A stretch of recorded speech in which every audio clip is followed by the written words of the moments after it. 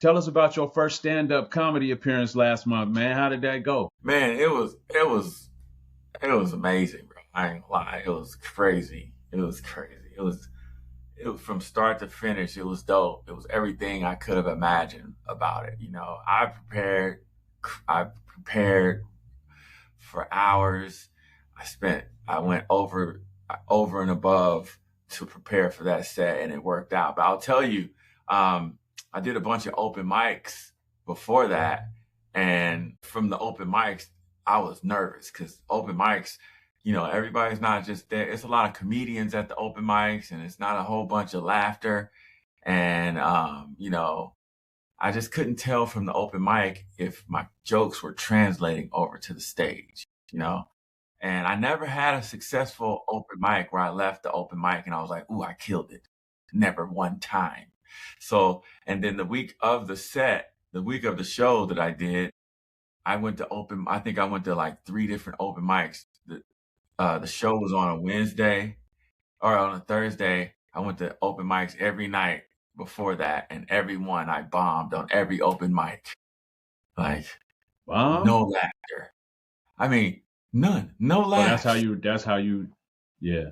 Yeah. So then when I got up on stage and I was like, oh my God, is this about to work? I was just nervous, man. But when he introduced me, I came out, I felt the energy of the crowd, and I felt like they were on my side. And then I felt comfortable, and my natural funny self came out. And then once that was there, it was good. I was good from there. Then every joke worked. Man, I'm just sitting here imagining how that would feel to go to open mic after open mic after open mic, not get the reception that you hope to get, or at least to be able to gauge, like, okay, is this joke working? Is it not working? Could I tell it again and pull it off in front of a bigger audience or not? Like you went pretty much, even though you put yourself in the realm of you know, uh, critique for those people to say your joke is good or your joke is not good. I'm gonna laugh or I'm not gonna laugh. Yeah, you see me out here, but you don't hear nothing. So you interpret that for yourself on whether or not your joke is good. And then you had to go into the main stage on that night with limited, very, very limited knowledge after all Right. those experiences and hope to And get just some hope. laughs, man.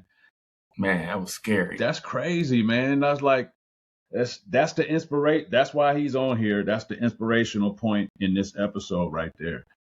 I mean, You know, all of it is inspiring the risk, but I mean, to go up there on stage to not have, any barometer of whether or not this is going to work in a live setting. right. That's crazy, Chad. But I knew It's you was going to do dope anyway, man. Tell me a little bit more about it. Like, what was the well, reception like and all that? well, here's the thing. So I do have my videos, right? So I know from the videos that the stuff is funny, right? I already know because the videos are kind of going viral. The question was, how can I translate it to the stage? And um, I also have many years of being funny in front of people. So I know that I'm funny because people laugh at me in public, my friends, my family, in gatherings. I've I've had to speak. I taught a business law class. I've taught classes. I knew how to make people laugh, so I know that I did have that past to, that experience. But it's something about being a comedian, like people don't understand. It's a craft. There's a lot of technique to it. There's so many details. And just because you're a funny person don't mean you can get up in front of a crowd of people looking at you saying, okay, make me laugh. That's a different, It's hard. that's a different type of experience. Yeah, it's hard, but I study it. I study it, man. I watch comedians I watch the same set over and over again. I watch how they come out. I watch how they deal with, hecklers. I watch a whole bunch. I just try to study it so that I can learn the craft. And I will say that I got a long way to go. I ain't gonna lie. And